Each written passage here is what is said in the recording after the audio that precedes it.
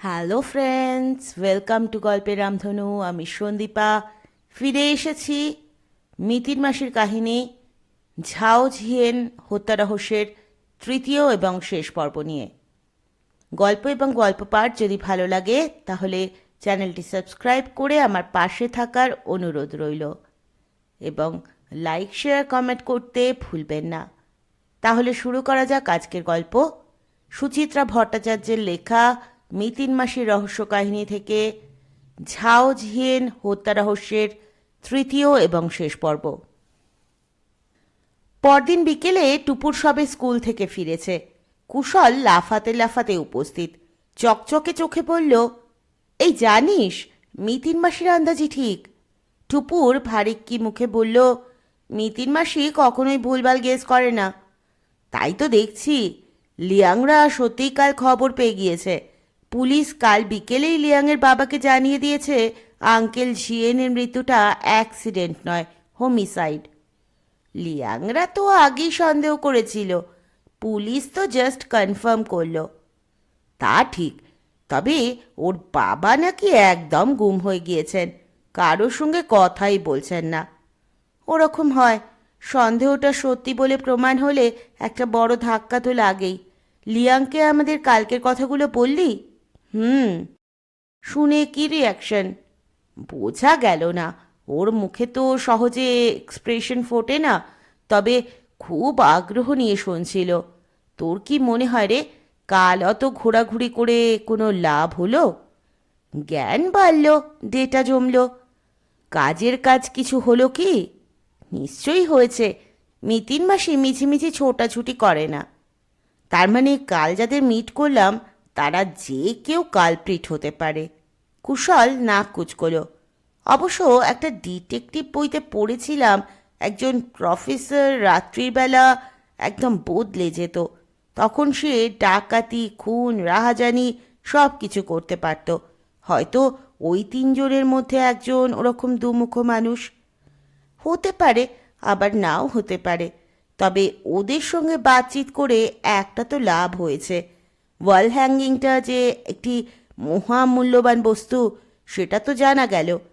আর ওটা কেনার পর মৃত্যু, মানে ওটা কেনার জন্যই মৃত্যু, এবং ওটা খোয়া যাওয়া কোনো কাকতালীয় ঘটনা নয়।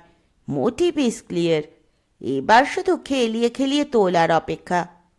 অত সোজা নয় রে টুপুর, এখনও মিতিন মাসিকে প্রচুর দৌড়তে হবে।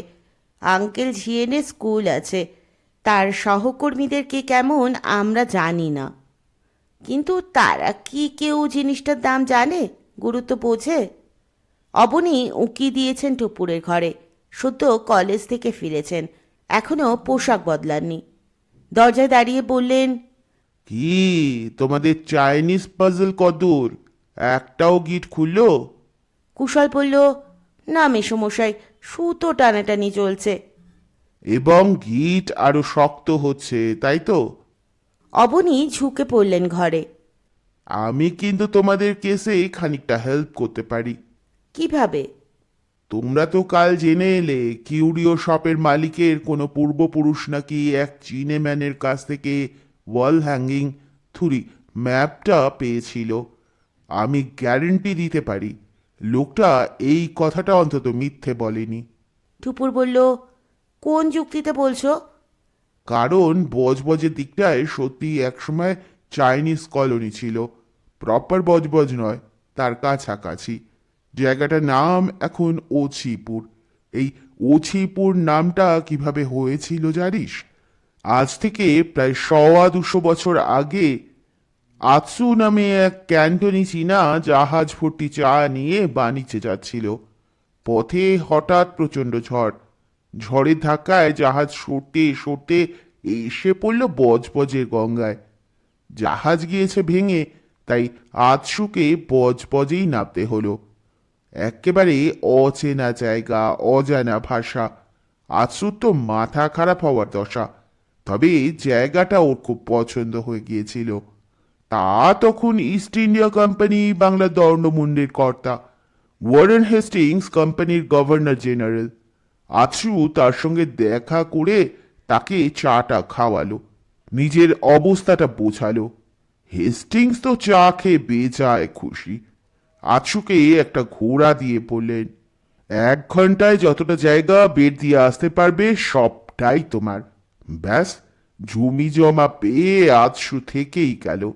বজবজের কাছে একটা চিনির কারখানা খুলেছিল আজশু। চীনে তখন ঘোর দুঃসময়, দুর্ভিক্ষ, মরক, দাঙ্গা লেগেই আছে। আজশু সুযোগ বুঝে চীন থেকে সস্তায় লেবার আনতে শুরু করলো চিনির কলে। ওই চিনি কল ঘিরেই তৈরি হলো আজসুপুর, চীনা মহল্লা। সেই আজসুপুরই মুখে মুখে ওছিপুর। কুশল বলল, কিন্তু ওদিকে কি এখন আর চীনা আছে? শুনি না তো। যারা ছিল তাদের বংশধররা সবাই এখন কলকাতায়। আজসুর চিনি কলটা তো চলেনি। 5-6 বছরের মধ্যে আজসুও মারা গেল, চিনি কলও ডকে উঠল। আর ওখানকার চীনারাও ধীরে ধীরে সরে এসে ডেরা বাঁধল কলকাতায়। মনে হয় ওই আজসুর সময়, কিংবা তার 10-20 বছর পরে। কিউরিও শপের মালিকের পূর্বপুরুষের কপালে চুটেছিল ওই ম্যাপখানা। কিউরিও শপের মালিক এত ইতিহাস জেনে সেই মতো সাজিয়ে গুছিয়ে মিথ্যে বলবে? অসম্ভব। টুপুর বলল, আমারও ওর কথার ভঙ্গি দেখে মনে হচ্ছিল সত্যিই বলছে। অবনী হেসে বললেন, আমার এই ইনফরমেশনটা তাহলে তোমার ডিটেকটিভ মাসিকে পাস করে দিও। চীনাদের নিয়ে আরও খানিকক্ষণ আড্ডা চলল তিনজনের। লিয়াংয়ের আবির্ভাবের পর থেকে চীনাদের সম্পর্কে অসম্ভব আগ্রহ বেড়ে গিয়েছে অবনীর। এখন তিনি অবিরাম জ্ঞান ভাণ্ডার বাড়িয়ে চলেছেন। বছরে চীনাদের কটা বড় উৎসব হয়, কোন উৎসবের পিছনে কী গল্প আছে, কোনটাকে চীনারা শুভ বলে মানে, কোনটা অশুভ, সব তিনি সংগ্রহ করে ফেলেছেন ইন্টারনেট থেকে। অবনীর দৌলতেই টুপুররা জানতে পারল চীনারা বেগুনকে শরীরের পক্ষে ক্ষতিকর বলে মনে করে। কুশল বাড়ি গেল 6:30 নাগাদ। টুপুর বসল অ্যালজেব্রা নিয়ে। সন্ধ্যের দিকেই অঙ্কটা তার আসে ভালো। রাত বাড়লে উত্তর আর কিছুতেই মিলতে চায় না। পুরো একটা প্রশ্নমালা শেষ করে খাওয়া দাওয়ার পাট চুকিয়ে সবে একটু টিভির সামনে বসেছে। হঠাৎই ফোনের ঝনৎকার। সহেলি রিসিভার তুলেছিলেন। কানে চেপেই আঙুল নেড়ে ডাকলেন টুপুরকে, ধরো, তোমার চীনে বন্ধু। টুপুর একটু অবাকই হলো, তবে স্বরে ফুটতে দিল না বিস্ময়। স্বাভাবিকভাবেই বলল, হাই। High, good evening. আমি কি তোমাকে ডিস্টার্ব করলাম? Not at all. কি বলছো বলো। আমার পাপা তোমার সঙ্গে একটু কথা বলতে চান। টুপুর চমকালো।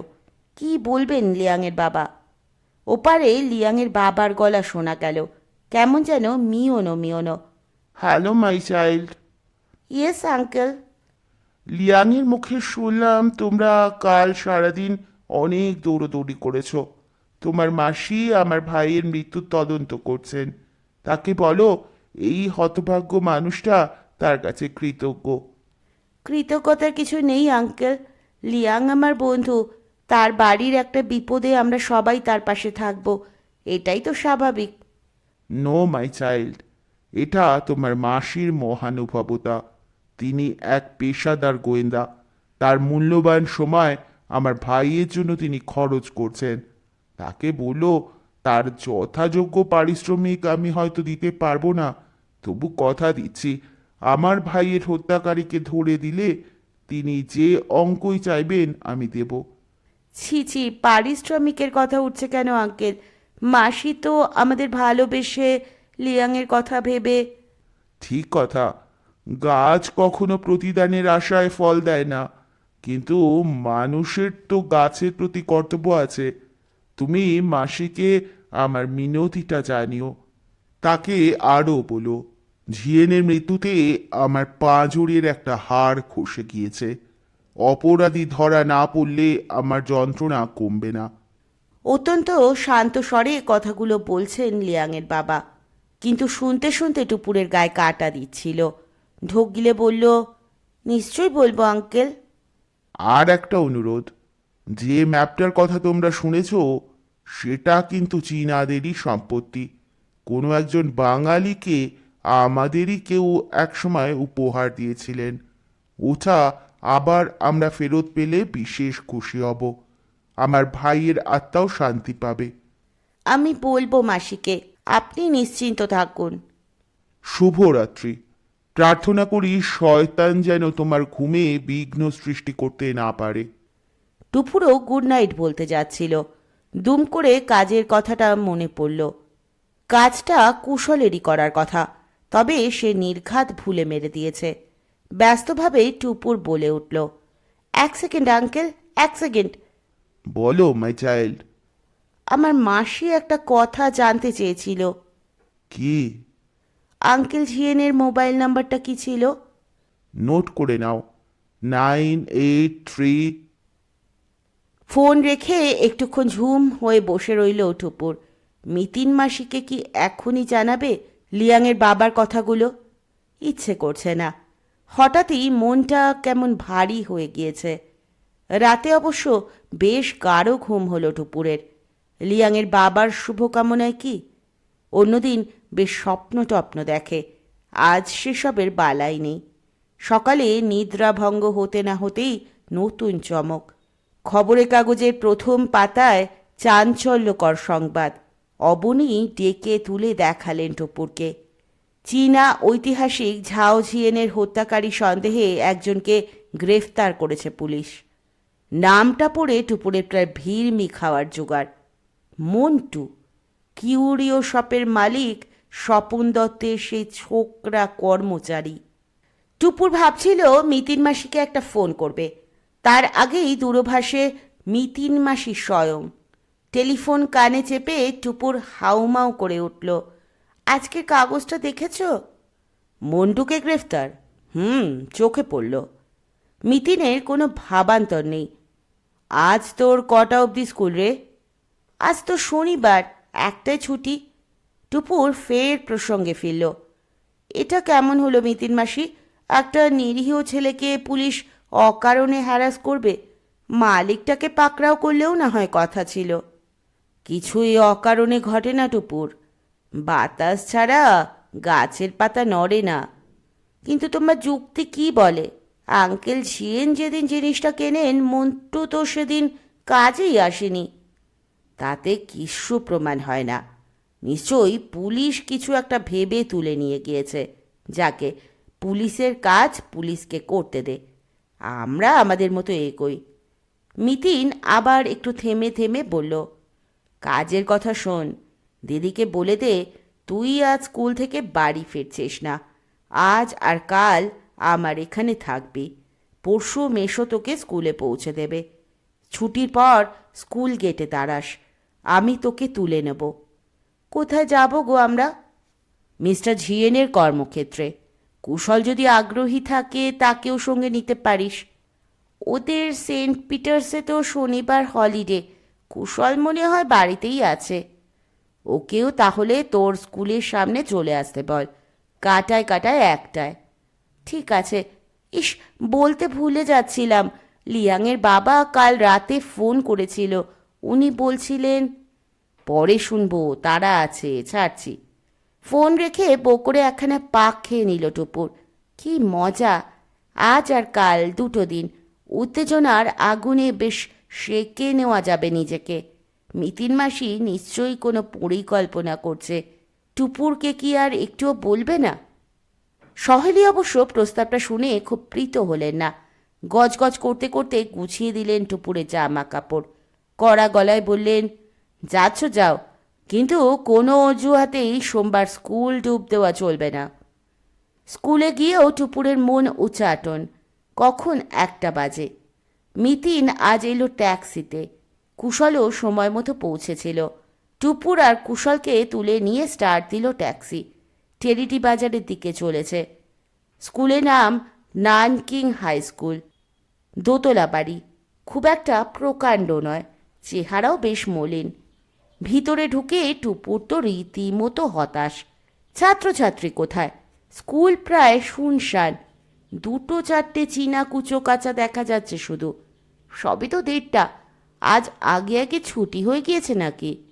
প্রিন্সিপালের নেম প্লেট লাগানো ঘরে এক চীনা বৃদ্ধা, পরনে গাউন, চোখে সোনালি ফ্রেমের চশমা।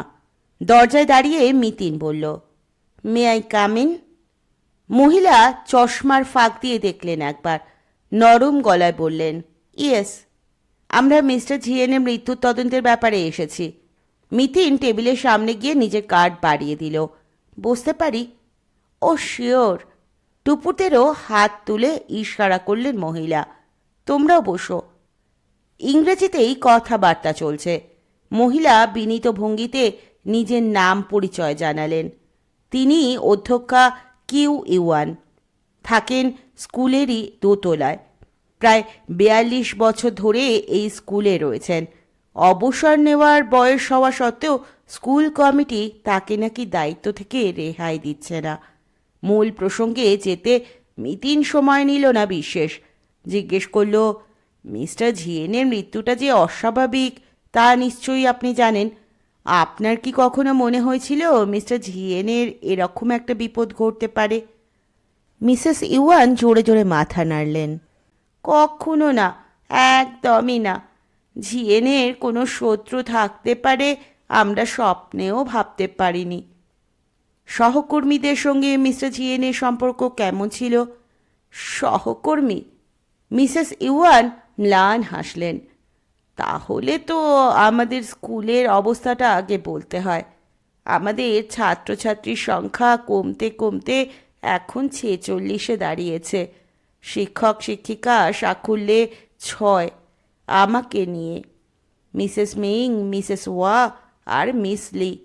জিএন ছাড়া আর একজনই শিক্ষক আছেন, মিস্টার ওয়াং। তা মিস্টার ওয়াংয়েরও অবসর গ্রহণের সময় হয়ে গিয়েছে। এদের কারো সঙ্গে জিএনের অসদ্ভাব ছিল বলে আমি শুনিনি। মিস্টার জিএন কি সহকর্মীদের সঙ্গে খুব গল্পগুজব করতেন? মানে উনি তো গবেষণা করছিলেন সেসব বিষয় নিয়ে। কথা সে সকলের সঙ্গেই বলতো, তবে আমরা একটু দূরত্ব বজায় রাখতাম। কেন? তার কি এই স্কুলে পড়ানোর কথা? সে তো ছিল অনেক উঁচু স্তরের। এই বিদ্যালয় এখন নামেই হাই স্কুল, কিন্তু এখানে তো ক্লাস 4-এর বেশি পড়ানোই হয় না। একটু আধটু চীনা ভাষা শেখাই বাচ্চাদের। চীনের ইতিহাস ভূগোল সম্পর্কে খানিকটা অবগত করি, আর অঙ্কের প্রাথমিক পাঠটার দিই। এর জন্য কতটুকু বিদ্যা লাগে বলো? তাই আমাদের কারোরই তেমন প্রথাগত ডিগ্রি নেই। একমাত্র জিএনেরই ছিল সেটা। কলকাতা বিশ্ববিদ্যালয়ের সে একজন উজ্জ্বল ছাত্র, এমএ পাস। তবু সে এখানে পড়াতো, এই স্কুলকে ভালোবেসে। ইচ্ছে করলে সে যে কোনো ভালো জায়গায় যেতে পারত, কিন্তু যায়নি। আমরা সবাই জিএনকে খুব সমীহ করতাম। আমাদের মতো স্বল্প শিক্ষিতদের সঙ্গে সে গবেষণার বিষয় নিয়ে আলোচনা করবেই বা কেন? আর আমরা তা বুঝবই বা কি? তবে জানতাম সে চীনাদের গৌরব বৃদ্ধির জন্য পড়াশোনা করছে। তার মানে কি ওয়াল হ্যাঙ্গিং বা কোনো ম্যাপ কেনার ব্যাপারে তিনি আপনাদের কাউকে কিছু বলেননি? মারা যাওয়ার দিন সকালে আমাকে একবার বলেছিল কি একটা যেন কিনতে যাবে। ভীষণ খোশ মেজাজে ছিল সেদিন। বেরোনোর মুখে মুখে প্যাসেজে দাঁড়িয়ে আমার সঙ্গে কথা বলছিল। তখন মোবাইলে কার যেন একটা ফোন এলো। তার সঙ্গেও খুব হেসে হেসে কথাও হলো খানিক। চীনা ভাষায়? না, ইংরাজিতে। তারপর তো হুড়মুড় করে বেরিয়েই গেল। মিসেস ইউয়ান চশমা খুলে চোখ মুছলেন। কে জানতো ওটাই তার শেষ যাওয়া। ছেলেটা আমাকে জিয়ের মতো, মানে বড় দিদির মতো দেখত। আমার ছোট ভাই আর রইল না। আর একটা কথা, আপনি কি স্মরণ করতে পারেন মোবাইলে উনি কি বলছিলেন? মিসেস ইউয়ানের বলিরেখা এসে যাওয়া কপালে ভাঁজ বাড়ল। 2-4 সেকেন্ড চিন্তা করে বললেন, শুধু তো ঠিক আছে ঠিক আছে করছিল। একবার বোধহয় 4:30 শব্দটা উচ্চারণ করল। কোথাও যাওয়ার কথা বা কারো সঙ্গে দেখা করার কথা বলেছিলেন কি? সেটা তো বলতে পারবো না। মিসেস ইওয়ান বড়সড় একটা শ্বাস ফেললেন। এবার বোধহয় আমাদের স্কুলটা উঠেই যাবে। জিএনের নাম দেখে দু চারজন অভিভাবক তাও ছেলে মেয়ে পাঠাতো, আর তো সেই আকর্ষণটুকুও রইল না। এমনিতেই তো কেউ আর চীনে ভাষায় পড়াশোনা করতে চায় না, সবাই ছুটছে ইংরাজি মাধ্যমের দিকে। কেনই বা ছুটবে না? ইংরাজি না জানলে কি আর চাকরি পাবে? আমার নাতিকেই তো এই স্কুলে ভর্তি করতে পারলাম না। ছেলের বউ দুজনেই এমন আপত্তি জুড়ল, অথচ আমাদের ভাষার কত ঐশ্বর্য ছিল। দুঃখী দুঃখী মুখে একটানা বলে চলেছেন মিসেস ইওয়ান। তার মন খারাপটা টুপুরকেও ছুঁয়ে যাচ্ছিল। সত্যি, ইংরেজি ছাড়া বাকি সব মাতৃভাষারই বুঝি একই হাল।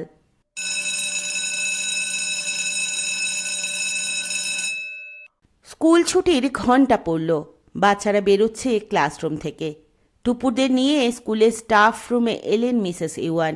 শিক্ষক শিক্ষিকারা যাওয়ার তোড়জোড় করছিলেন। মিস্টার ঝিয়েনের সম্পর্কে মিতিন জানতে এসেছে শুনে দাঁড়িয়ে গেলেন তারা। প্রত্যেকেই হায় হায় করছেন। এক মধ্যবয়সী শিক্ষিকা তো হাউমাউ করে কাঁদতে শুরু করলেন। আলাপচারিতা কাম জিজ্ঞাসাবাদ সেরে টুপুররা যখন বেরোলো, সূর্য অনেকটাই পশ্চিমে হেলে গিয়েছে। বাইরে এসে মিতিন বলল, চল এবার একটু লিয়াংদের বাড়ি যাই। লিয়াংয়ের বাবা দুপুরে বাড়ি থাকেন বলছিলি না? শুধু লিয়াংয়ের বাবা নন, লিয়াংয়ের মাও আজ আছেন বাড়িতে। শনিবার লিয়াংদের লন্ড্রি দুটোই বন্ধ হয়। দুপুরবেলা লিয়াংয়ের মাকেও তাই বেরোতে হয়নি। মিতিনদের আগমনে ববকার চুল, শক্ত সমর্থ চেহারার চৈনিক মহিলাটি বেজায় ব্যস্ত হয়ে পড়লেন। কিভাবে অভ্যর্থনা করবেন যেন ভেবে পাচ্ছেন না। ঝর্তি বরফ শীতল লেমন স্কোয়াশ এসে গেল, সঙ্গে স্যান্ডউইচ, পেস্ট্রি, কাস্টার্ড। মেইলি হাতে হাতে সাহায্য করছে মাকে। তার কাঁধ ছোঁয়া চুলে আজও সেই নীল উল, তার মায়ের চুলেও। ছোট ছোট চুলে উলের টুকরোটা বারবার ক্লিপ করতে করতে লিয়াংয়ের মা কতবার যে জিজ্ঞেস করলেন টুপুরদের দুপুরের খাওয়া হয়েছে কিনা। খেলে এখনই তিনি বানিয়ে দিতে পারেন, সংকোচ করার কোনো প্রয়োজন নেই, ইত্যাদি ইত্যাদি। লিয়াংয়ের বাবা অবশ্য আজ খুবই ম্রিয়মাণ, কথাই বলছেন না বিশেষ। ভাইয়ের মৃত্যুতেই তিনি যথেষ্ট শোকাহত ছিলেন। খুন হওয়ার সংবাদে যেন একেবারেই বিপর্যস্ত। অনেকক্ষণ চুপচাপ বসে থাকার পর বিমর্ষ গলায় মিতিনকে জিজ্ঞেস করলেন, ঝিয়েনের স্কুলে গিয়ে কোনো লাভ হলো ম্যাডাম? মিতিন বলল, একটা দরকারি তথ্য পাওয়া গেল। সেদিন স্কুল থেকে বেরোনোর মুখে মুখে মিস্টার ঝিয়েনের মোবাইলে একটা কল এসেছিল। সম্ভবত কেউ একজন আপনার ভাইয়ের সঙ্গে অ্যাপয়েন্টমেন্ট করেছিল বিকেল 4:30। লিয়াংয়ের মা বিস্মিত স্বরে বললেন, কই, এ খবরটা তো আমাদের কেউ জানায়নি। ফোনটা এসেছিল মিসেস ইউয়ানের সামনে। তিনিও খুব আপসেট হয়ে পড়েছেন, তো তাই হয়তো কথাটা ঠিক মাথায় ছিল না। আমার প্রশ্নের উত্তর দিতে গিয়ে হঠাৎই মনে পড়ে গেল। উনি কি বলতে পারলেন কার ফোন ছিল? না। তাহলে তো আর জানাও যাবে না। লিয়াংয়ের বাবা দীর্ঘশ্বাস ফেললেন। মোবাইলটাই তো মিসিং। তাতে কিছু যায় আসে না মিস্টার ঝাও। সেদিন আপনার ভাইয়ের মোবাইলে কোন কোন নাম্বার থেকে কল এসেছিল আমি জেনে নেব। যে কোম্পানির কানেকশন তাদের কাছে সবই রেকর্ডেড আছে। Is it? তাহলে তো কালপ্রিট ধরাই পড়ে গেল। অত সহজ নয় বোধহয়। ফোন করে কেউ অ্যাপয়েন্টমেন্ট করলেই কি প্রমাণ হয় দুজনের দেখা হয়েছিল? আর হলেও সেই যে খুনি তারই বা নিশ্চয়তা কোথায়? লিয়াংয়ের মা অস্ফুটে বলল, ও, তাহলে এখন কি করবেন? দেখি ইনফরমেশনগুলো ভালোভাবে যাচাই করি। আর একবার স্বপন দত্তের কাছেও যেতে হবে। মিতিন একটা স্যান্ডউইচ তুলল, ছোট্ট কামড় দিয়ে বলল, এবার আপনাদের কি দু চারটে প্রশ্ন করতে পারি, পার্সোনাল? বলুন, কি জানতে চান? ওই ওয়াল হ্যাঙ্গিং, মানে ওই ম্যাপের কথাটা আপনারা ছাড়া আর কে কে জানতো?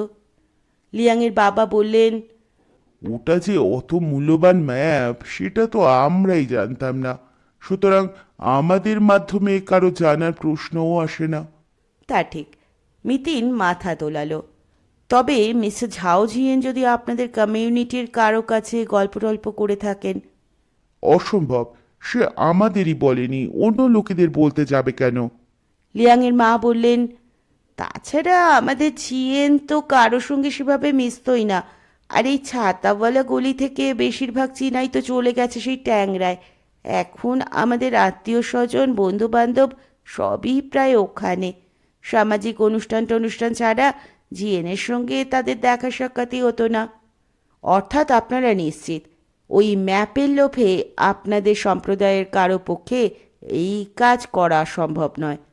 200 ভাগ নিশ্চিত। ওইসব ম্যাপ ট্যাপ ইতিহাস নিয়ে আমরা তো কেউ ভাবিই না। জিএন ছিল নেহাতি ব্যতিক্রম। এখনকার চীনারা, মানে আমরা তো ব্যস্ত থাকি কিভাবে দুবেলা রুটি জোগাড় করব, কি করে একটা চাকরি চোটাবো কিংবা ব্যবসা চালাবো এসব নিয়ে।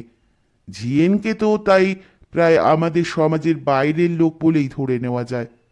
মিতিন শরবত শেষ করে মুখ মুছল, হেসে বলল, ধন্যবাদ।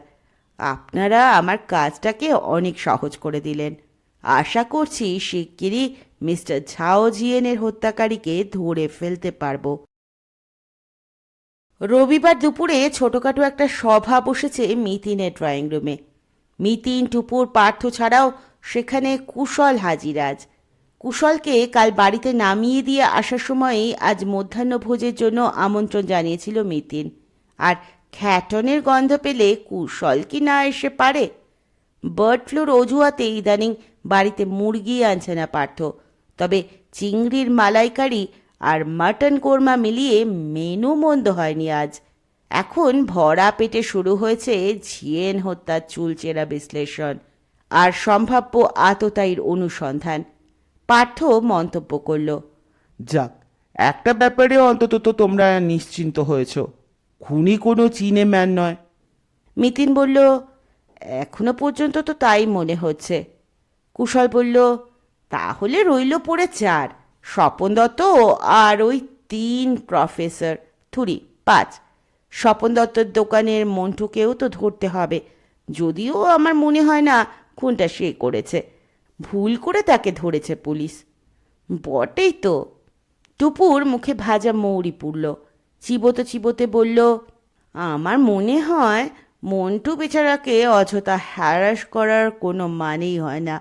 আঙ্কেল ঝিয়েন জিনিসটা কেনার দিন সে তো কাজেই যায়নি। পার্থ বলল, ওটাই হয়তো মন্টুর চাল। আগের দিন যখন স্বপন দত্ত জিনিসটাকে 10,000-এ বেচতে রাজি হয়ে গেল, তখনই ও প্ল্যান ছকে নিয়েছে।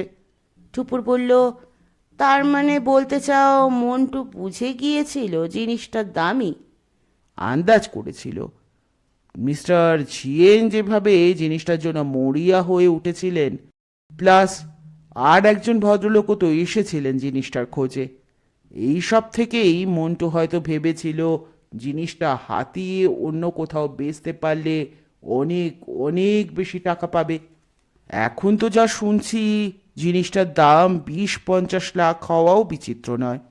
এর থেকে কত অল্প টাকার জন্য আজকাল মানুষ মানুষকে খুন করে দেয়। মেশোর কথার কিন্তু যুক্তি আছে রে টুপুর। কুশল পার্থর দিকে হেলে গেল।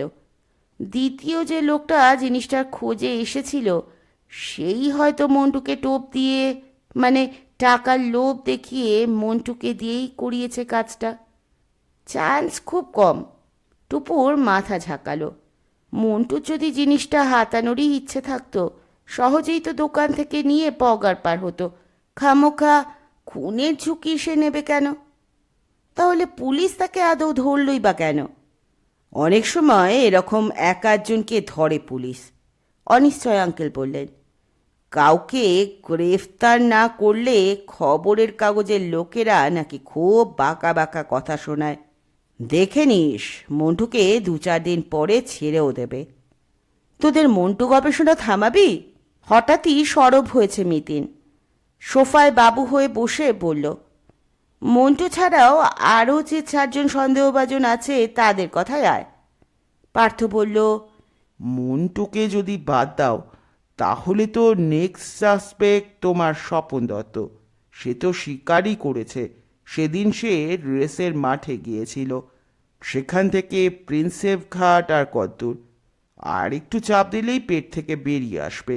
রেসের মাঠ নয়, সে সেদিন গিয়েছিল প্রিন্সেপ ঘাটেই, মিস্টার ঝিয়েনকে ফলো করে। মিতিন হেসে ফেলল। বড্ড গোঁজামিল দিয়ে ফেলছো পার্থ। মিস্টার ঝিয়েন জিনিসটা কিনে চলে যাওয়ার পর দোকান বন্ধ করতেও তো 5-10 মিনিট সময় লাগে। যদি ধরেও নিই স্বপন দত্ত সঙ্গে সঙ্গেই দোকানের শাটার নামিয়ে মিস্টার ঝিয়েনের পিছন পিছন দৌড়েছে, তাহলেও ব্যাপারটা দাঁড়ায় কি? ডোন্ট ফরগেট, মিস্টার ঝিয়েনের জিনিসটা কেনা এবং খুন হওয়া, এর মধ্যে প্রায় ঘন্টা 2-2.5 ব্যবধান। সো পার্থ হাত ওল্টালো। 2-2.5 ঘন্টা ধরে একটা লোককে ফলো করা যায় না? আমি তো তোমার ডিরেকশন মতো একজনকে 6 ঘন্টা ফলো করেছিলাম। স্বপন দত্ত হয়তো ধাওয়া করতে করতে জায়গা মতো মিস্টার জিএনকে পেয়ে। কুশল বলল, কিন্তু মেশো, স্বপন দত্ত তাহলে জিনিসটা আদৌ বেচলো কেন? ইনস্ট্যান্ট টাকার লোভে, এবং টাকাটা পেয়েই মনে হয়েছে বিক্রি করাটা গোখুরি হয়ে গেল। আবার এও হতে পারে জিনিসটা কেনার পর মিস্টার ঝিয়েনি হয়তো খুশির আতিশয্যে জিনিসটা যে কত মূল্যবান সেটা বলে ফেলেছিলেন, তাতেই স্বপনের লোভ চারা দিয়ে ওঠে। সব ঠিক আছে, টুপুর মাথা নাড়ল। তবে তুমি কিন্তু দুটো পয়েন্ট মিস করে যাচ্ছ পার্থ মেশো। 1 নম্বর, আঙ্কেল ঝিয়েনকে মাথায় আঘাত করার পরে একটা গাড়ি কিন্তু সত্যি সত্যি তাকে চাপা দিয়েছিল, রাস্তার মধ্যিখানে নয়, একেবারে ফুটপাতের গা ঘেঁষে। তার মানে গাড়ি চাপা দেওয়াটাও হয়েছিল প্ল্যান্ড ওয়েতে। যে লোকটার মাথায় হঠাৎ জিনিসটা হাতানোর মতলব এসেছে, তার পক্ষে কি এত কিছু প্ল্যান করে ঘটানো সম্ভব? প্রথমে মাথায় ডান্ডা মেরে ফুটপাতের ধারে ফেলে রাখলো, তারপর একটা গাড়ি জোগাড় করে এনে চাপা দিল, অত সোজা? Secondly, the mysterious phone call. Uncle ঝিয়েনের সঙ্গে কারও একটা 4:30 অ্যাপয়েন্টমেন্ট। কার সঙ্গে, কোথায়, কেন?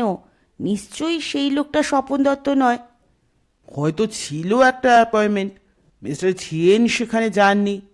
অর্থাৎ অ্যাপয়েন্টমেন্ট করেও সেটি রক্ষা না করে নিজের বাড়িতেও না ফিরে মিস্টার ঝিয়েন মনের আনন্দে গঙ্গার ধারে হাওয়া খেতে চলে গেলেন। মিতিন মুখ বাঁকালো। কি অকাঠ্য যুক্তি! হতে পারে না? হতে পারে কি পারে না সেই গোলকধাঁধায় না ঢুকে বরং দেখা যাক কি কি হয়েছে। খুন, গাড়ি চাপা, ম্যাপ চুরি, মোবাইল মিসিং। যে লোকটা খুন করেছে ম্যাপ আর মোবাইল যদি সেই নিয়ে থাকে, তার থেকে আমরা একটা সিদ্ধান্তে আসতে পারি।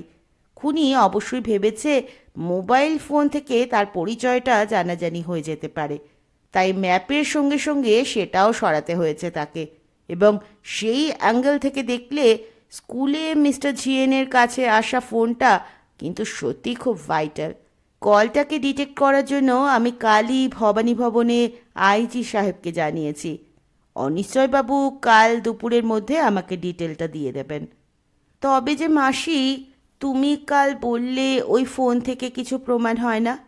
সে তো হয়ই না, কিন্তু আর 5টা এভিডেন্সের সঙ্গে মিলিয়ে ধর, যদি দেখা যায় যে ফোন করেছিল সে ম্যাপটার মূল্য সম্পর্কে জানে, ম্যাপটা পেতে সে আগ্রহী, তাহলে কলটাকে এভিডেন্স হিসেবে তো ব্যবহার করাই যায়। অবশ্য তার চেয়েও আগে যা জরুরি সেটা হলো আমাদের বের করতে হবে কিভাবে হত্যাকাণ্ডটা ঘটেছে এবং স্বপনবাবু কিংবা বাকি 3জন সাসপেক্টের মধ্যে ওইভাবে খুন করাটা আদৌ সম্ভব কিনা। পার্থ চোখ বড় বড় করে পড়ল। তার মানে তুমি বলতে চাইছো ওই 3 অধ্যাপকের একজন মিস্টার ঝিয়েনকে মারতে পারেন? হতেই পারে। বাসববাবু অত্যন্ত রূঢ় বদমেজাজি লোক, কিন্তু আবার দরকার মতো মাথা ঠান্ডাও করে ফেলেন। ভান করেন মিস্টার ঝিয়েনের মৃত্যুর ব্যাপারে তার বিন্দুমাত্র আগ্রহ নেই। আবার মিস্টার ঝিয়েনকে সমাধি দেওয়ার দিন তিনি সেখানে উপস্থিত হন। অপরাধ প্রবণতাও আছে। বইয়ের পাতা কাটতে গিয়ে ধরাও পড়েছিলেন। অর্থাৎ বেশ জটিল চরিত্র। অরুণবাবু খুবই ভদ্র সভ্য মানুষ, কিন্তু মিস্টার ঝিয়েনের ব্যাপারে তাকে কি একটু বেশি শীতল মনে হলো না? এই আপাত উদাসীনতা এক ধরনের অভিনয় নয় তো? শিবতোষবাবু আবার অতি অমায়িক। মিস্টার ঝিয়েনকে যথেষ্ট ভালোবাসতেন বলেও মনে হলো, কিন্তু দুজনের গবেষণার বিষয় প্রায় কাছাকাছি, অর্থাৎ চোরা রেষারেষি থাকলেও থাকতে পারে। অবশ্য অরুণবাবুও প্রায় একই সাবজেক্টের ওপর কাজ করছেন। টুপুর কথা কেড়ে নিয়ে বলল, বুঝেছি, তুমি সবাইকে সমান সন্দেহের চোখে দেখছো। তাই তো নিয়ম রে, প্রমাণ ছাড়া সন্দেহের বাড়া কমা হবে কি করে? পার্থ গোমরা মুখে বলল, তা অধ্যাপক মশাইদের কেউ একজন খুনটা করলেন কিভাবে? আমি বলবো? কুশল হাত তুলল। তিনজন প্রফেসরই ম্যাপটার কথা জানতেন, আমাদের সে কথা বলেওছেন। এদের মধ্যেই একজন ম্যাপটা বাগানোর জন্য প্রিন্সেপ ঘাটের সামনে আঙ্কেল ঝিয়েনকে আসতে বলেন। তারপর গাড়ি নিয়ে গিয়ে... এক সেকেন্ড, টুপুর কুশলকে থামালো। গাড়ি চাপা দেওয়ার আগেই কিন্তু আঙ্কেল ঝিয়েনের মাথায় আঘাত করা হয়েছে রে। সেটা আর কি এমন কঠিন কাজ? আঙ্কেল ঝিয়েন যখন আহ্লাদে আটখানা হয়ে ম্যাপটা দেখাচ্ছেন তখনই হয়তো... তবু একটা কিন্তু থেকে যাচ্ছে রে কুশল। আঙ্কেল ঝিয়েনের তো ন্যাশনাল লাইব্রেরিতেই অধ্যাপক বন্ধুদের সঙ্গে দেখা সাক্ষাৎ হতো। হঠাৎ একটা শুনশান জায়গায় অড রুটে দেখা করতে বললে আঙ্কেলের তো খটকা লাগা উচিত। Good point, very good point. Mitin তারিফ করল। একটা অদ্ভুত জায়গায় মিট করতে চাইলে মিস্টার ঝিয়েনের তো বিস্মিত হওয়ারই কথা। অ্যাটলিস্ট টেলিফোনে কেন টেন ধরনের একটা প্রশ্ন তো তার মুখ থেকে বেরিয়ে আসবে। অথচ মিসেস ইউয়ানের স্টেটমেন্ট বলছে মিস্টার ঝিয়েন সেদিন খুব স্বাভাবিক স্বরেই অ্যাপয়েন্টমেন্টটা করেছিলেন। তাহলে ভাবতে হবে, মোডাস অপারেন্ডিটা ভাবতে হবে। নিজেকে খুনির জায়গায় প্লেস করে বুঝতে হবে আমি হলে সেক্ষেত্রে কিভাবে এগোতাম। বলেই তড়াং করে উঠে দাঁড়িয়েছে মিতিন। পাশের ঘরে গিয়ে কার সঙ্গে যেন কথা বলছে মোবাইলে। স্বর কানে আসে, তবে সংলাপগুলো শোনা যায় না ঠিক মতো। মিনিট 10 পর ফিরল ড্রয়িং রুমে। নাইটি হাউস কোট বদলে সালোয়ার কামিজ পরে নিয়েছে, চুল টান টান করে বাঁধা। টুপুর অবাক মুখে বলল, এ কি, তুমি এখন বেরোচ্ছ নাকি? ঘড়ির চেন বাঁধতে বাঁধতে মিতিন বলল, একটু ঘুরে আসি। কোথায় যাবে? স্বপন দত্তের কাছে। হঠাৎ? দরকার আছে, কিন্তু কিউরিও শপ তো আজ বন্ধ। স্বপন দত্তের বাড়িতে যাব, ভবানীপুর, কথা বলে নিয়েছি। চটি গলিয়ে কাঁধে ব্যাগ ঝুলিয়ে বেরিয়ে গেল মিতিন। কুশল, টুপুর, পার্থ তিনজনেই হতবম্ব। কুশল ভ্যাবলা মুখে বলল, মাসি তো স্বপন দত্তকে ক্লিন চিট দিয়ে দিয়েছিল, হঠাৎ আবার তাকে... কে জানে কি মতলব। পার্থ কাজ ঝাঁকালো। তোমাদের মাসির থই পাওয়া মুশকিল। মিতিন সন্ধেবেলা ফেরার পর কুশলের সঙ্গে বাড়ি চলে এলো টুপুর। মিতিনই বলল, টুপুরের আজ রাতে থাকার দরকার নেই, সে বরং কাল বাড়ি থেকেই স্কুলে যাক। স্বপন দত্তর বাড়ি কেন গিয়েছিল, সেখানে কি হলো তাও জানা হলো না টুপুরের। এটা ওটা বলে প্রসঙ্গটা এড়িয়ে গেল মিতিন। মাসির ওপর খুব অভিমান হচ্ছিল টুপুরের। নয় নয় করে বেশ কয়েকটা কেসে সে মাসির পাশে পাশে থেকেছে। এখনও যেন তার উপর মাসির সেভাবে আস্থা জন্মালো না। অথচ মাসির থট প্রসেসটা জানতে পারলে টুপুর তো নিজের চিন্তাভাবনাকেও সেই খাতে বইয়ে দিতে পারে। তাছাড়া ঝিয়েন আঙ্কেলের কেস তো টুপুরের দৌলতেই পেয়েছে মিতিন মাসি। সে সুবাদেও তো টুপুরের জানার অধিকার আছে সব কিছু, নয় কি? কুশলের সামনে কি আলোচনা করতে চায় না? তাহলে তো রাতে টুপুরকে থেকে যেতেই বলতো। না, মিতিন মাসি এখনো টুপুরকে এলেবেলেই ভাবে। সে যে একাই তদন্তটা শুরু করেছিল সেটাকে পর্যন্ত আমল দিল না। টুপুরের অভিমানটা অবশ্য দীর্ঘস্থায়ী হলো না। সোমবার স্কুল থেকে ফিরতেই মিতিনের ফোন। তোকে একটা ইনফরমেশন দেওয়ার ছিল রে। মন খারাপটা লুকোতে পারল না টুপুর, ভার গলায় পড়ল। আমি জেনে কি করব? তবু শুনে রাখ। মিতিন নির্বিকার। মিস্টার জিএনের মোবাইলে ওই সময় আসা কলটাকে ট্রেস করা গিয়েছে। ব্যাস, সঙ্গে সঙ্গে টুপুরের উদাসীনতা উধাও, মুখ থেকে উত্তেজনা ছিটকে এলো। কে, কার ফোন তা জানা যায়নি, তবে নম্বরটা একটা পাবলিক বুথের। নয়, হ্যাঁ, আলিপুর চিড়িয়াখানার সামনের এক বুথ থেকে করা হয়েছে। ও, তাহলে কি হবে? কি আর হবে, আমি তো এরকমটাই গেস করেছিলাম। ঘটে এটুকু বুদ্ধিও না থাকলে তেমন ক্রিমিনালের সঙ্গে লড়ে মজা কোথায়? এখন কি করবে? মাছের চার বানাবো মানে? দেখতেই পাবি। হেয়ালি করছো কেন? আমাকে কি কিছুই বলা যায় না? আহা, চটিস কেন? শার্লক হোমস কি প্রতিটি খুঁটিনাটি ওয়াটসনকে বলতেন, নাকি তোদের ফেলুদা বলেছেন তোপসেকে? শোন, একটু সাসপেন্স থাকা ভালো। লাস্ট রাউন্ডে চমকটা তাহলে পুরোপুরি এনজয় করা যায়। এরপর আর টুপুরের কি বলার থাকে? অগত্যা ফোন নামিয়ে রাখতেই হয়, মনের উৎকণ্ঠাটুকু রেখে দিতেই হয় মনেই, এবং একা একা ডুবে থাকতে হয় ভাবনার অকুল পাথারে। পরদিনটা নিরামিষ কাটল। মিতিন মাসির দিক থেকে কোনো সাড়া শব্দ নেই। বিকেলবেলা কুশল এসে খোঁচাখুচি করল খানিকক্ষণ।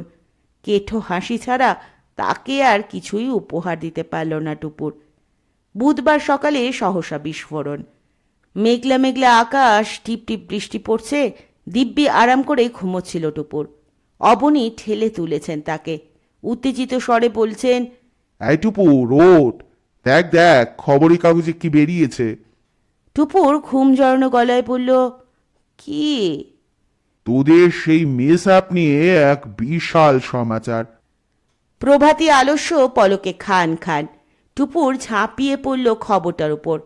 প্রথম পাতার নিচের দিকে বড় সড় হেডিং, অবশেষে চীনাদের ঘরে ফিরছে দুষ্প্রাপ্য চৈনিক ম্যাপ। বেগবাগানের গ্র্যান্ড কিউরিও শপের মালিক স্বপন দত্ত সাংবাদিকদের জানিয়েছেন, এক দুষ্প্রাপ্য চীনা ম্যাপ আছে তার সংগ্রহে। প্রায় 700 বছর আগে মো ইটং নামের এক চীনা শিল্পী নাকি এই মানচিত্রটি বানিয়েছিলেন। মানচিত্রটি দেখে স্পষ্ট বোঝা যায় ক্রিস্টোফার কলম্বাসের অনেক আগেই চীনারা পা রেখেছিল আমেরিকার মাটিতে। স্বপন দত্তের এক পূর্বপুরুষ প্রায় 200 বছর আগে জনৈক চীনার কাছ থেকে পেয়েছিলেন ম্যাপখানা। প্রসঙ্গত উল্লেখযোগ্য, সম্প্রতি এই ম্যাপটির আদলে আঁকা একটি ওয়াল হ্যাঙ্গিং দোকানে টাঙিয়েছিলেন স্বপনবাবু। সেইটি আসল মানচিত্র ভেবে নিয়ে 10,000 টাকায় কিনে ফেলেন চীনা ঐতিহাসিক ঝাও জিয়েন। কিন্তু ম্যাপখানি নিয়ে বাড়ি অবধি পৌঁছতে পারেননি তিনি। তার আগেই প্রিন্সেপ ঘাটে এক অজ্ঞাত আততায়ীর হাতে তিনি নিহত হন এবং নকল মানচিত্রটিও খোয়া যায়। পুলিশ তড়িঘড়ি গ্র্যান্ড কিউরিও শপের এক কর্মচারীকে গ্রেফতার করেছে বটে, তবে নকল মানচিত্রটি এখনো উদ্ধার হয়নি।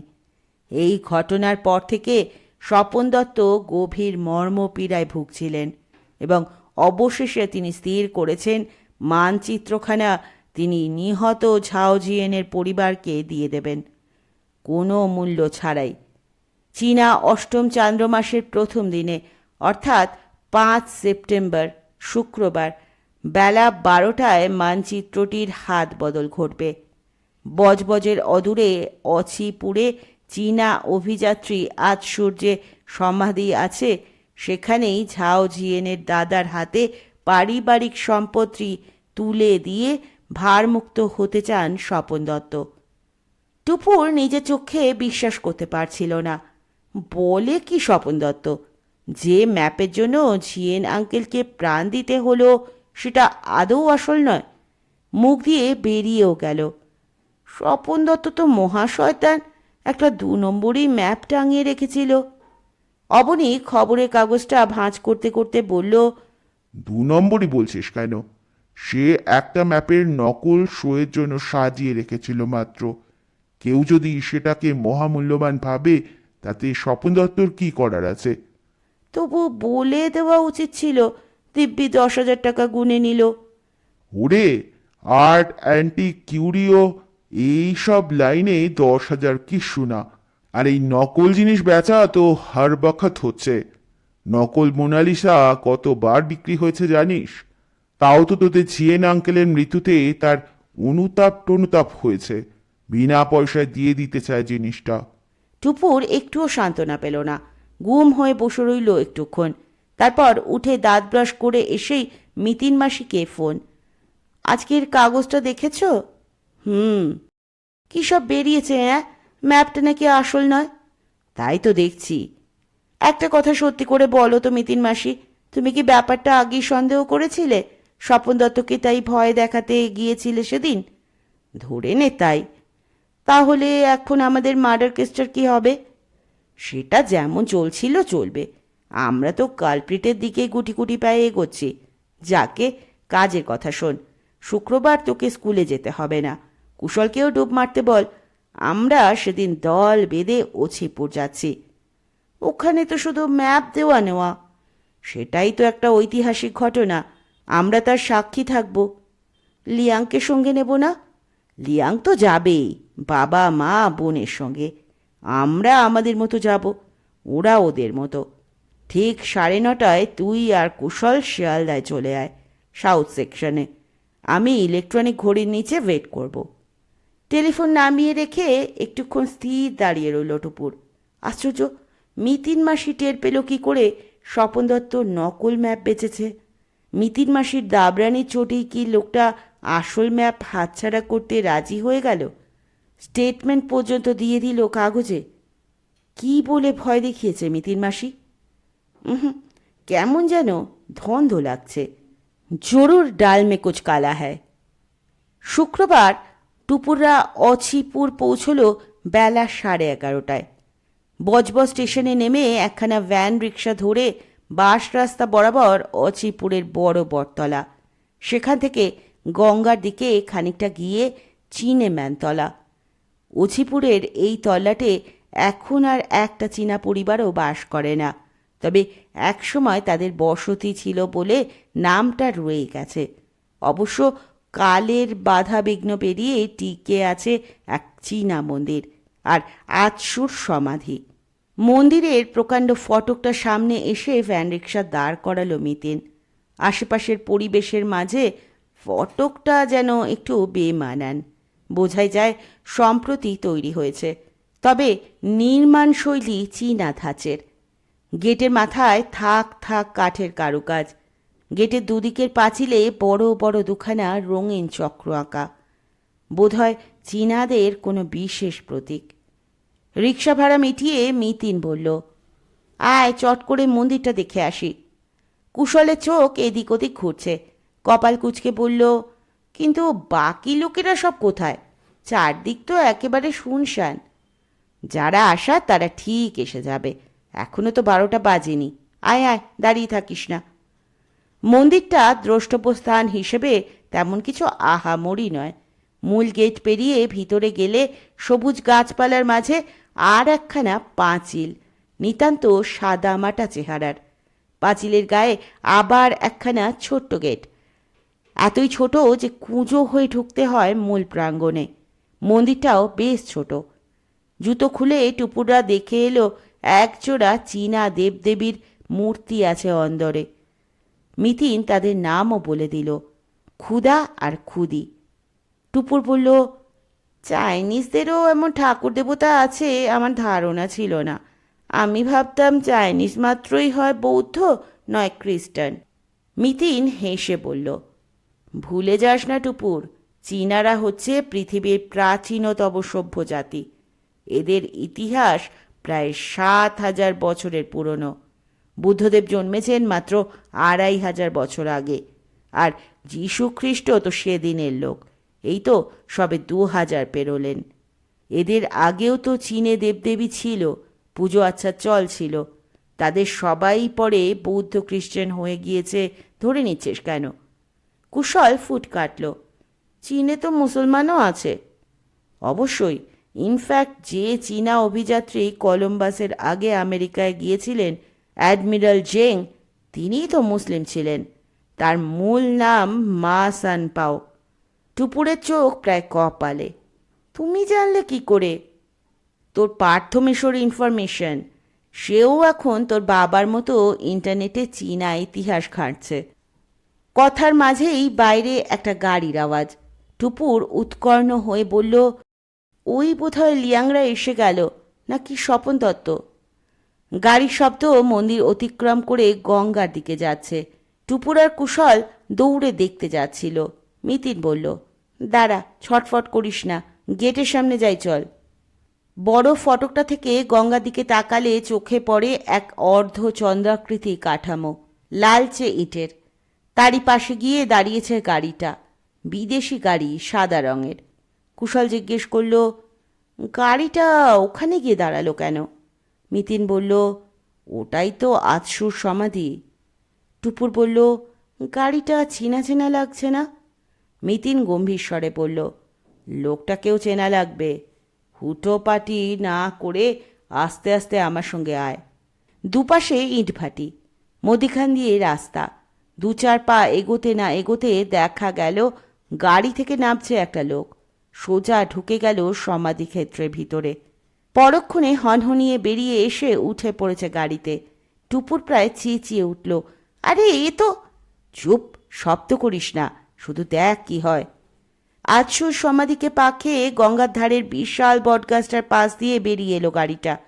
ফিরছে রীতিমতো স্পিড তুলে। টুপুর কুশলকে হতবাক করে দিয়ে মিতিন আচমকা এক অদ্ভুত কাণ্ড করে বসল। রাস্তার একদম মাঝখানে গিয়ে 2 হাত তুলে দাঁড়িয়ে পড়েছে। ঘ্যাঁচ করে ব্রেক কষল গাড়ি। ড্রাইভারের সিটে পরিচিত মুখ, অধ্যাপক অরুণ বসু। অরুণবাবু জানলা দিয়ে মাথা বাড়ালেন, আমতা আমতা করে বললেন, কি ব্যাপার, আপনারাও এখানে? গাড়ির বনেটে ভর দিয়ে দাঁড়ালো মিতিন। বাঁকা সুরে বলল, যাক, সুবুদ্ধির উদয় হয়েছে তাহলে। আমার ওপর দিয়ে অন্তত গাড়িটা চালিয়ে দেননি। অরুণবাবুর সৌম্য মুখে অমায়িক হাসি। এ কি কথা, চাপা দেব কেন? কারণ চাপা দেওয়ার অভ্যেসটা যে আপনার আছে। মিস্টার ঝিয়েনের ডেড বডির ওপর দিয়ে গাড়ি চালাতে তো আপনার হাত কাঁপেনি। এসব কি বলছেন আপনি? অরুণবাবু দরজা খুলে নামলেন। হতবম্ব স্বরে বললেন, আপনার কথার মাথা মুন্ডু তো কিছুই বুঝতে পারছি না। শেষ পর্যন্ত ফাঁদে পা দিয়ে ফেললেন প্রফেসর সাহেব। মিতিনের ঠোঁটে ব্যঙ্গের হাসি। কাগজ পড়ে মিস্টার ঝিয়েনের কাছ থেকে হাতানো ম্যাপটার ওপর আস্থা রাখতে পারলেন না, যাচাই করতে চলে এলেন। কি যাতা বলছেন? অরুণবাবুর মুখ লাল হয়ে গিয়েছে। আপনারা এখানে যে কারণে এসেছেন আমিও সেই কারণেই এসেছি, একটা হিস্টোরিক্যাল ঘটনার সাক্ষী হতে। Nothing more, nothing less. Map হাতানো ফাতানো এসব আবার কি ধরনের অ্যালিগেশন? কিছুই বুঝতে পারছেন না, তাই না? তত্তর পায়ে এগিয়ে গিয়ে গাড়ির দরজা আটকে দাঁড়ালো মিতিন। হাত উল্টে বলল, বেশ, থানায় চলুন তাহলে। ওখানে অভিযোগটার ফয়সালা হয়ে যাক। You are going too far. অরুণবাবু গড় গড় করে উঠলেন। জানেন আপনি কার সঙ্গে কথা বলছেন? ভালো মতোই জানি। মিতিনের স্বর রুক্ষ হলো। একজন জঘন্য খুনির সঙ্গে। নিজেকে আরও বিখ্যাত করার জন্য মিস্টার ঝিয়েনের মতো সরল আলভোলা বন্ধুকে যিনি অনায়াসে হত্যা করতে পারেন। আমি খুন করেছি? রেকর্ড তো তাই বলছে। কিসের রেকর্ড? আপনার কর্মকাণ্ডের। ওই দিন 4:30 সময় আপনার গাড়ি এসে দাঁড়ালো ন্যাশনাল লাইব্রেরির গেটে। আপনারই অনুরোধে ম্যাপটা আপনাকে দেখানোর জন্য সেখানে তখন অপেক্ষা করছিল মিস্টার ঝিয়েন। তাকে গাড়িতে তুলে নিয়ে আপনি সোজা চলে এলেন প্রিন্সেপ ঘাটে। গঙ্গার ধারে বসে ভালো করে দেখলেন ম্যাপটা। তারপর কথাবার্তা বলে বুঝে নিতে চাইলেন টাকার বিনিময়ে মিস্টার ঝিয়েন আপনাকে ম্যাপটি দেবেন কি দেবেন না। যখন দেখলেন মিস্টার ঝিয়েন কোনো প্রলোভনেই রাজি হবেন না, তখন আপনি চরম পন্থাটি বেছে নিলেন। অরূপবাবু বিদ্রূপের স্বরে বললেন, কি রকম? লোহার রড মেরে ঝিয়েনের মাথা দুফাক করে দিয়ে হিঁচড়োতে হিঁচড়োতে এনে রাস্তায় ফেলে দিলাম, তারপর গাড়ির চাকায় তাকে পিষে দিলাম, এবং গঙ্গার ধারের কোনো জনপ্রাণী সেটি চোখে পড়ল না, তাই তো? সরি, গল্পটা কিন্তু আপনার জমছে না। না জমাটাই তো স্বাভাবিক। মিতিন মৃদু হাসল। কারণ ওই পদ্ধতিতে মার্ডার করে তো মোটা বুদ্ধির ক্রিমিনালরা। আপনার মোডাস অপারেন্ডিটা একটু সূক্ষ্ম। কিরকম? আপনি হাসি মুখেই ফিরলেন গাড়িতে, মিস্টার জিএনকে পাশে বসালেন, কিন্তু গাড়ি কিছুতেই স্টার্ট হলো না। নেমে বনেট খুলে গাড়ির ইঞ্জিন পরীক্ষা করতে লাগলেন। মিস্টার জিএনকেও ডাকলেন পাশে, অথবা কৌতূহলবশত মিস্টার জিএন নেমে এসে থাকতে পারেন। আপনি মিস্টার জিএনকে বললেন ঝুঁকে ইঞ্জিনের ভিতরের কিছু একটা দেখার জন্য। মিস্টার জিএন নিচু হওয়া মাত্র গাড়ির টুলবক্সে স্প্যানার দিয়ে মিস্টার জিএনের মাথার পিছনে মোক্ষম আঘাত। চলন্ত গাড়ি বা দূরের কোনো পথচারীর সন্দেহ করার কোনো সুযোগই নেই এখানে। তার উপর তখন সন্ধে নেমেছে। মিস্টার জিএন মারা গেছেন কিনা নিশ্চিত হতে না পেরে দ্রুত তার ওপর দিয়ে গাড়িটা চালিয়ে বেরিয়ে গেলেন। অবশ্যই ম্যাপ আর মোবাইল তার আগেই আপনার কবজায় এসে গিয়েছে। এই গল্পটা জমছে কি? ফালতু স্টোরি শোনার আমার সময় নেই। অরূপবাবুর স্বরে বিরক্তি ঝরে পড়ল। যত সব আশারে কল্পনা। আমার সঙ্গে ঝিয়েনের সেদিন দেখাই হয়নি। সরুন, যেতে দিন। দাঁড়ান। মিতিনের গলা অস্বাভাবিক রকমের কঠিন। আপনি যে সেদিন দুপুর 1:30টায় মিস্টার জিএনকে কল করেছিলেন সেটা কিন্তু ডিটেক্ট করা গিয়েছে। বাজে কথা, আমি ঝিয়েনকে সেদিন ফোনই করিনি। আপনার মোবাইল থেকে আপনি ফোনটা করেননি, বাড়ির ল্যান্ডলাইন থেকেও না। মিতিনের ঠোঁটে ফের এক টুকরো হাসি। ফোনটা আপনি করেছিলেন চিড়িয়াখানার সামনে এক এসটিডি আইএসডি বুথ থেকে। মিথ্যে মিথ্যে কথা। মিথ্যে কি সত্যি সেটা বুথের ছেলেটাই বলবে। সে কিন্তু আপনার চেহারার বর্ণনা পুলিশকে জানিয়ে দিয়েছে। হতেই পারে না, বুথে তখন কোনো ছেলেই ছিল না, শুধু একজন মহিলা। বেফাস কথাটা ঠিকরে বেরোতেই অরুণবাবুর বাক্রোধ সহসা। মুখ পলকে ফ্যাকাশে, ফ্যাল ফ্যাল তাকাচ্ছেন। মিতিন দুপা এগিয়ে গেল, ঠান্ডা গলায় বলল, সো ফোনটা তাহলে করেছিলেন?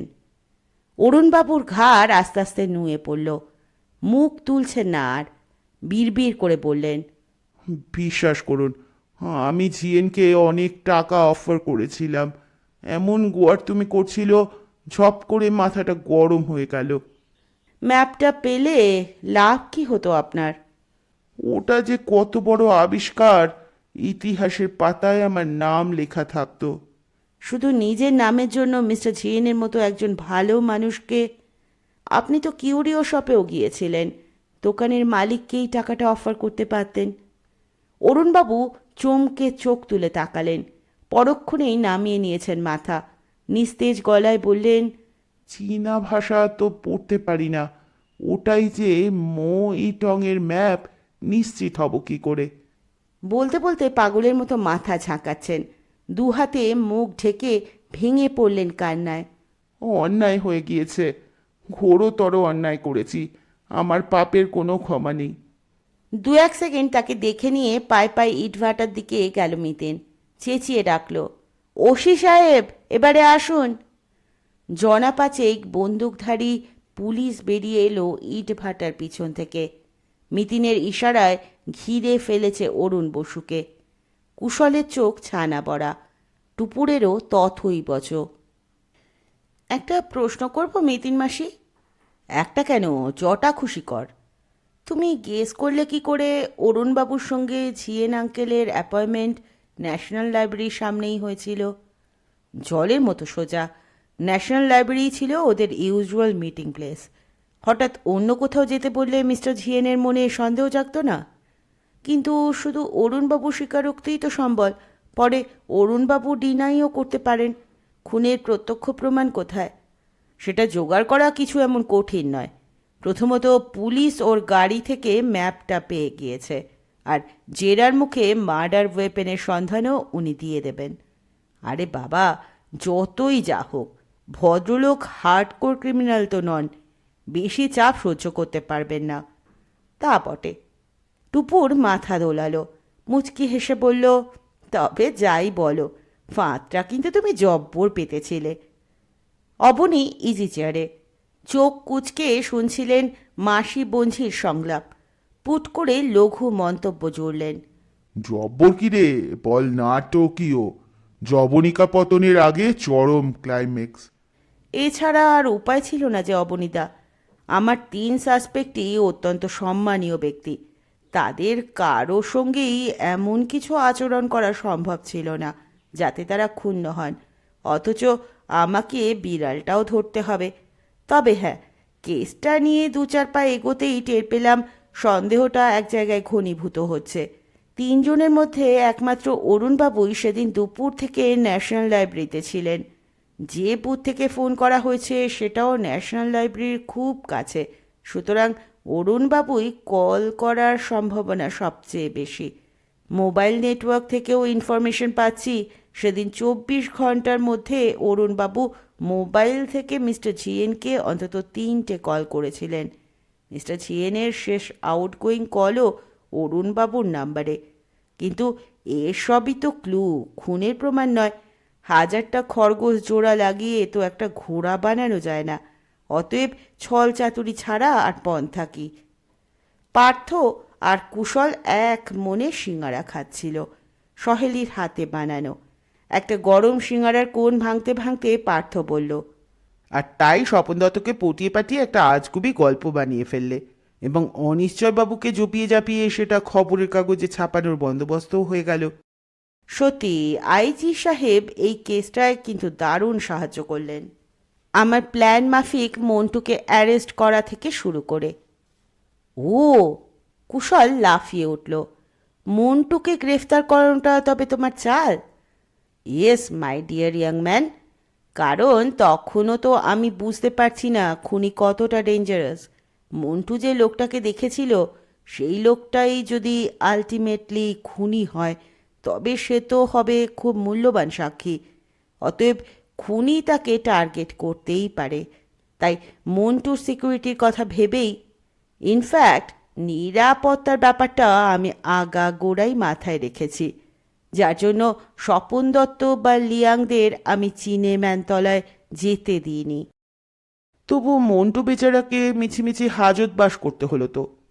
ধুর, পরদিনই ওকে ছেড়ে দেওয়া হয়েছে। মন্টু এখন মেদিনীপুরের গ্রামে, নিজের দেশে। খবর না পাওয়া পর্যন্ত ওর কলকাতা মুখো হওয়া মানা আছে। সহেলি আরও 1 প্লেট সিঙাড়া নিয়ে ঢুকেছেন ঘরে। আঁচলে মুখ মুছতে মুছতে বললেন, হ্যাঁ রে, লিয়াংয়ের বাবা ম্যাপখানা শেষ পর্যন্ত হাতে পেলেন? পেয়ে যাবেন, পুলিশ আর কোর্টের কিছু ফর্মালিটি আছে, হয়ে গেলেই ওর জিম্মায় দিয়ে দেওয়া হবে। আহা, ওদের মুন ফেস্টিভ্যালের আগে পেয়ে গেলে খুব ভালো হয়, লিয়াংয়ের কাকার ইচ্ছেটা পূরণ হয় তাহলে। দেখা যাক। মিতিন সিঙ্গারায় কামড় দিল। তবে লিয়াংয়ের বাবা একটা সিদ্ধান্ত নিয়ে ফেলেছেন, ম্যাপটা উনি নিজের কাছে রাখবেন না। কেসের ঝামেলা মিটলেই ম্যাপখানা উনি চীনা দূতাবাসে দিয়ে দেবেন। খুব ভালো ডিসিশন। অবনী সোজা বলল, ওই ম্যাপ তো চীনের জাতীয় সম্পত্তি, চীনের কোনো সংগ্রহশালায় ওর উপযুক্ত স্থান। পার্থ বলল, ভাবতে খুব আশ্চর্য লাগে তাই না? ওরকম একটা ইম্পর্টেন্ট জিনিস বজবজের কোন এক দত্ত পরিবারে 200 বছর ধরে অবহেলায় পড়েছিল। অবাকাণ্ড তো বটেই। সেই কবে 15 সেঞ্চুরির গোড়ায় অ্যাডমিরাল জেং রাজার হুকুমে নৌকো টোকো সাজিয়ে সমুদ্রযাত্রায় বেরিয়ে পড়লেন। নৌকায় বসে শিল্পী মই টং আঁকলেন পৃথিবীর ম্যাপখানা। রাজরোষে পড়ে সেই ম্যাপ চলে গেল লোকচক্ষুর আড়ালে। তারপর ঘুরপাক খেতে খেতে প্রায় 400 বছর পর ম্যাপ চলে এলো আমাদের দক্ষিণ 24 পরগনার বজবজে, সেখান থেকে বাঙালি বাবুর হাতে। পার্থ বলল, ভাগ্যিস বাঙালি বাবুটির বংশধর ওয়াল হ্যাঙ্গিং ভেবে ম্যাপটাকে দোকানে ঝুলিয়েছিল, জঞ্জাল মনে করে ফেলে দেয়নি। এবার ওই ম্যাপের দৌলতে ক্রিস্টোফার কলম্বাসের আমেরিকা আবিষ্কারের মিথের যে কী দশা হবে। যাকে যাক, আমেরিকা আবিষ্কার নিয়ে পণ্ডিতরা যত পারেন চুল ছিঁড়ুন এখন। মিতিন আর একখানা সিঙ্গারা তুলে নিল। মিস্টার জিএনের কেসটা থেকে আমার কিন্তু বেশ লাভ হলো। মোটা টাকা পেলি বুঝি? সহেলির প্রশ্ন ধেয়ে এলো। কত রে? টাকা নয় দিদি, জ্ঞান ভাণ্ডারটা বাড়ল। চীনাদের সম্পর্কে আরও কত কিছু জানলাম। কি জানলে? পার্থর চোখ সরু। বলো তো, চীনাদের এখন কোন বছর চলছে? Very elementary question. এটা কুকুরের বছর। গত বছরটা ছিল মোরগের, তার আগেরটা বাঁদরের। এছাড়া আছে ইঁদুর, ষাঁড়, সাপ, বাঘ, খরগোশ, ড্রাগন, ভেড়া, শুয়োর, ঘোড়া। মোট 12টা জন্তুর নামে 12টা বছর। চাইনিজ ক্যালেন্ডারে 12 বছর পর পর সেম জন্তুর টার্ন আসে। কি ঠিক বলছি তো? মিতিনের তুরন্ত জবাবে পার্থ থতমত।